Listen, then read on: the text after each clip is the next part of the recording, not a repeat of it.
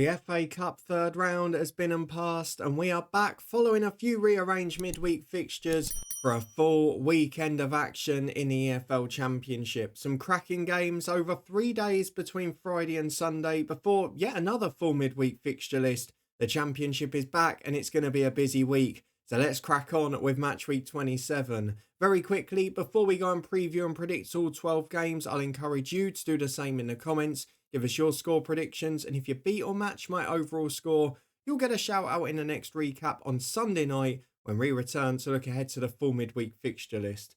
Before that though, we need to go and have a look back at our mini midweek edition. Just 3 games, and I've made the same mistake twice. You know what they say about those people. I neglected the Championship's favourite scoreline, and of course both games on Tuesday night ended up that way. I did though pick up a point for Blackburn's win against Pompey, but nobody called 3-0 in that game. So basically, the results depended on how many Championship's favourite scorelines you went for. Those of us who went for none include myself, John, Bandit, Brian and Chris, who were all on 1 point for the Blackburn win. Nigel got 2 despite only playing 2 games. Makes us all look bad, doesn't it? On 4 points, getting 1 Championship's favourite scoreline each was this guy, Peter, Gordon, Tony and Bobby. And then Steve on 5 went for a higher scoring draw in one of the games. But 2 Championship's favourite scorelines on Tuesday night for both Etienne and Mello, who pick up 7 points overall, a cracking effort from an available 9. That out of the way though, let's move on to match week 27, and it starts with Burnley versus Sunderland at 2nd versus 4th, and just 3 points separating that top 4 in the Championship now.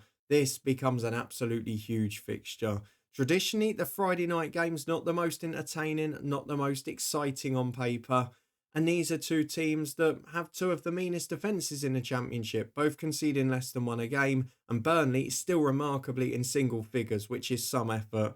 The goals, yes, they did flow a bit better away at Reading, albeit it took till extra time. Within 90 minutes, seeing Burnley score more than 2 is virtually impossible. However, at the back, they're just rock solid. It was 4 league clean sheets in a row going into the FA Cup, and although a couple of those were frustrating 0-0s, they are looking very, very handy. The problem is that Sunderland have often given them trouble on the road, have often been solid, and themselves have been pretty good in recent weeks. I know they've had a couple of disappointing days, that smash and grab from Stoke against them, and then lost to them again in the Cup last week. But in the league, they've been relatively solid recently. They haven't been conceding too many, bar that Blackburn away game, which was a brilliant game of football. But I think Sunderland are made for this game. On the counter, they can sit behind Burnley and try and break. And I think it's going to be a battle of defences. And because I can't choose between them, you could easily see this going 1-0 either way. I'm going to start bold. We've not been able to pick up many points the last couple of weeks. We've neglected the draws too often. I'm going to start with not the Championship's favourite scoreline, with a 0-0 on TV on Friday night. As we move on to Saturday, the first early kickoff is equally important because it is the South Wales derby between Cardiff City and Swansea City. Swansea will be looking to put their opponents back in the relegation mire, whereas Cardiff will be looking to prevent Swansea getting into that playoff race. Now, traditionally, Swansea have a very good record in this fixture in recent years, only 1 defeat in their last 7, albeit that was away at Cardiff last season. And Cardiff, while they've been improving in recent weeks, they're now unbeaten in 5 games in all competitions. It is a lot of draws, and that continued on Tuesday night with the Championship's favourite scoreline against Watford, where they just couldn't cling on. And they actually played pretty well in that game. Didn't offer up many chances at all. They got themselves out of the relegation zone, but they'll be gutted that it was only a point. For Swansea, not been in brilliant form the last few games. Yes, did well at home over Christmas against QPR and Luton, but were battered at Portsmouth, were beaten comfortably at Southampton in the Cup, and only just nicked that late draw against West Brom. Also lost away at Hull just before Christmas as well. Their away form has not been good recently, but they do tend to get results against Cardiff, who often throw moments of madness in these games. I think it's going to be tight, but do you know what? I'm going to go with the Derby form book, which is often dangerous. I'm going to go for Swansea to nick this. Completely against the run of their recent away performances, I'm going to go for Swansea by 2-1. Got to throw the form book out the window for the Derby. On to the second early kickoff, and I've got to say again, doesn't look like the most entertaining one on paper. It is Alex Neil's Millwall against Ruben Selles' Hull City. Two new managers getting their feet under the table, and Millwall finally got that first win, albeit against non-league opposition in the Cup, a 3-0 victory against Dagenham and Redbridge. A couple of draws away from home recently, but that first home game against Oxford was a really frustrating one as Gary Rowett came back to haunt Millwall. On the flip side of that, you've got a Hull City team who have really struggled. They showed real courage to fight back late against Leeds, but you do have to argue that bar Meslier having a real shocker, it would have been a comfortable Leeds win. They picked up a couple of narrow victories in recent weeks, but otherwise 1-0 defeats, a 1-0 victory. It's been very defensive, very solid. It's been sort of what we expect from Ruben Sellers, having seen him at Reading, having seen him at Southampton. And I'm not sure why they've gone for that appointment when it's the style of football that Liam Rosenior was sacked from, having finished 7th. They've obviously lost to Doncaster in the Cup on penalties as well, which wasn't a good performance. This is a very difficult game to call, but I think if Alex Neil's going to get his first league win, if they are going to keep improving, it might come in this one. I think it'll be low scoring. I don't think it'll be a thriller. I'm going to go for Millwall by 1-0 at the Den. As we then move on to the side at the bottom of the table who need points and need them quickly, it is Plymouth Argyle versus Queen's Park Rangers. Plymouth have weirdly been involved in a lot of low-scoring games since Wayne Rooney left. A couple of clean sheets, that brilliant cup win, followed up by a 1-1 draw at home to Oxford, where, of course, they came from behind, which was a good sign. And we mentioned they've been competitive at home all season. It was a pretty even game. It was probably a fair result. But this is where the real tests start to come. Can Miran Muslic get a performance out of the boys and beat a team that aren't down there? Because draws realistically aren't going to be enough for Plymouth at this point. All the other sides down there are either improving or changing managers too. And for Plymouth to get out of trouble, they've got to win at home, particularly given their away record. They come up against a QPR side who are involved in that bonkers game at Leicester in the Cup. I think we can rule out the game because most of us couldn't see it due to the fog. However, prior to that, a couple of big home wins, albeit the one against Luton was a little fortunate in the manner of the winning goal, but they did create bundles of chances in it. Away from home, though, again, that awful performance at Swansea, the 1-1 draw against Norwich, they're a real mixed bag. There's not a lot of consistency in the Championship this year, and it does make this a lot harder to predict than other years. I'm going to sit on the fence with this one. I'm not going to neglect it this week. I thought about going higher scoring, but given their newfound defensive form, I'm going to go for the Championship's favourite scoreline here of 1 goal apiece. As we start the 3 p.m. kickoffs with another pretty tough game to call, it must be said, it's Coventry City versus Bristol City. Coventry involved in another 1-1 draw in the FA Cup. It was a win in the end, but they made hard work of it, conceding that late equaliser. 3 without a win in the Championship prior to that. A lot of poor away performances, but at home, the mixed bag of being frustrated by Millwall after completely demolishing Plymouth. On the other side, you've got Bristol City, who, again, have started to become a little unpredictable. They were poor in the first half against Wolves. It should have been more than 2, but they fought back into the game and almost got themselves to extra time. Away at Plymouth, again, late goals conceded. And look, I've talked about this and I praised Bristol City for it a few weeks ago. They're not conceding as many late goals and then they go and do it on New Year's Day. They are a hell of a frustrating team, aren't they? But a clean sheet against Derby, 3 wins at home in a row, which is really important. But on the road, again, not quite the same level of opposition. So for this game, I think it could be any score, couldn't it? Coventry could turn in a performance. Bristol City have shown the odd day this year on the road. They can be strong and defensively resilient. But I'm going to sit on the fence in the middle again. For the second game in a row, I'm going for the Championship's favourite scoreline of 1 apiece. As we move on to, well, yet another tough game to call. It is Derby County versus Watford. Both sides drew 1-1 in their last game. Derby going to extra time against Leyton Orient in the Cup before losing on penalties.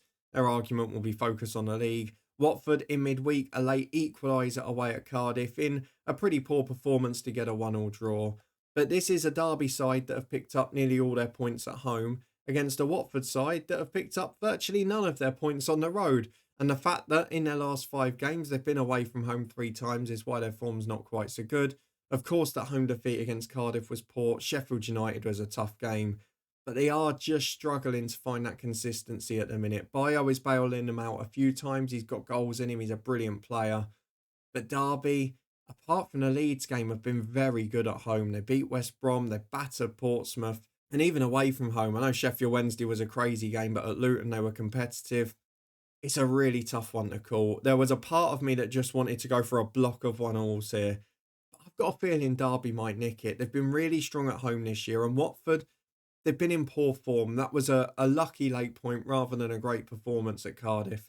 So I'm going to go for Derby to nick this by 2-1, purely to break up the 1-alls. Initially, I went 2-1 Coventry and then 1-0 in this one. But no, I'm switching it round. 2-1 to Derby County against Watford.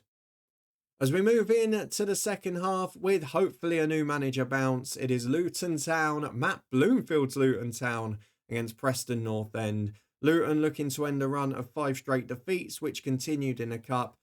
Obviously, we've done the manager special talking about Rob Edwards. I won't cover it too much more here because you can find it up in the eye above. But really disappointing the manner of that defeat, because there was a spell at the start of the second half where it just looked like it might be turning. But ultimately, Luton need a reaction, and Matt Bloomfield is the man that's been chosen to get it. So can't judge much on Luton's recent form. However, we can have a little look at Preston, who again been very solid at home recently. I know they were frustrated by Oxford, but that was in a run of draws and victories, a little unbeaten run at home. On the road, they are still conceding goals, 2 at QPR, 3 at West Brom. Are they going to be able to prevent Luton scoring? Are we going to see a slight change in style from Luton, trying to create more chances for the big front two? Or potentially could we see a change in shape as well? I'm not sure what we're going to get from this one, but Preston have been poor on the road. And if you take out the last game against Norwich, Luton have still been getting results at home and quite often victories. Again, was part of the games I wanted to go for the 1-1 block, but I'm going to go with faith for a new manager bounce and with optimism. I'm going to go for Luton Town on nothing but a new manager to win by 2-1. As we move on to 2 of the sides that played in midweek, it is Oxford United versus Blackburn Rovers. Oxford got the Brucey bonus of a point on the road against Plymouth, where they quite often don't pick up their points, but under Gary Rowett, that's 5-3 now, following a 2-0 win at home to Plymouth, 3-2 against Cardiff. They're really looking pretty good at the moment, and crucially, after that disappointment in the cup, they did bounce back and get themselves a result in the league. Yes, after being 1-up at half-time, they'll be disappointed, but was an even game, and to get another point, certainly not a bad thing at all. A brilliant start for Gary Rowett with Oxford. For Blackburn, back to winning ways in the league after that little poor run. We mentioned they'd played the likes of Sunderland, Leeds, Burnley, bar the whole game, which was a really frustrating day. They haven't had many awful results. They've lost generally to the teams above them or drawn against them. Against Portsmouth, they were very convincing and comfortable victors. They had to be patient till the second half, and they did give up a couple of great chances. It's a weird old game, this, because you look at it, and you go, Pompey only had 1 shot on target, but you look at the highlights, Portsmouth had 2, arguably 3 great opportunities. On another day, it could have been 2-2, 3-3, but Blackburn were patient. They got their chances in the end. And we mentioned some of those signings they made after our pre-season prediction. Andreas Weimann being one example. Just a clever championship player. Really good from Blackburn, and John Eustace threw in the cup back into the top 6. They're having a wonderful season. But despite that, they're dismal on the road. Oxford are far better at home over the course of the season. And I've just got a feeling that Oxford are going to throw in a good performance here. They've looked really convincing at home a lot of the time, particularly in those couple of games under Gary Rowett. I'm going to go for them to win this game and win it higher scoring, mainly because there's not many games bar these couple that I can see being high scoring this weekend. So I'm going to throw in my crazy scoreline and go for Oxford to beat Blackburn by 3-1. There won't be many of you going for that, will there? Let's move on to another game that I think might be a bit higher scoring. And again, it's newly promoted side against top 6 contenders, Portsmouth versus Middlesbrough. Portsmouth have lost 3 in a row without scoring. However, 5 of their last 6 games have been on the road. They've lost them all, including in the cup to lower league Wycombe. However, they won 4-0 in their last home game against Swansea. They've been brilliant at home recently. And when you consider Middlesbrough have generally dried up in their form, at home they've found it frustrating. Team sits behind the ball and they just can't break them down. They saw that against Blackburn in the cup. They saw that against Cardiff and Burnley. On the road, they can score goals, but so often this season, they've not been able to stop them going into the other end. We mentioned the 3-0 with Plymouth. We had that one with Norwich a couple of months ago. They do throw in the odd poor defensive display. So you're either going to get a 1-0 here or you're going to get a crazy game. And because I've gone for lots of low scoring, I'm going to opt for crazy game. I'm going to go for Portsmouth to edge it at home because they've been so convincing there recently. And they do look like one of those teams that can get out of that mix at the bottom. I'm going to go for Portsmouth to win a high-scoring thriller at Fratton Park by 3-2 against Middlesbrough. As we move on to a big game for third place Sheffield United, who host Norwich City. Norwich still on the cusp of that playoff race themselves. Both sides lost in the FA Cup, so we know where their attentions are focused. The last league games, though, good victories for both of them. Sheffield United got back on track away at Watford, a tough place to go, but they got the job done and they were ruthless with very few chances in that match. A really important win for them in the circumstances. Whereas for Norwich, just starting to find form again. That 1-0 win away at Luton, sandwiched in the middle of an unbeaten run of 3 home games as well. And while it was disappointing in the Cup, following that Sunderland game before Christmas, they'll be very happy with their league form, which has got them back within 5 of the playoff places. A good win against Coventry last time out. It was a crazy late turnaround, wasn't it? But it was a deserved one, you have to say, over the balance of the game. They dominated. We mentioned they've not got that many goals in them at the moment. And of course, the extended suspension now for Borja Sainz for one of the worst acts on a football pitch. I absolutely hate it. Means that they're going to be even lighter in that area. But are they going to be able to break down Sheffield United? I don't think so. I know the run of clean sheets at home has ended. The midfield and defensive injuries have caused a little bit of havoc with their team. However, I think they're going to bounce back in this one. Sheffield United to win, to get back to the old scoreline, 2-0 to Sheffield United at Bramall Lane.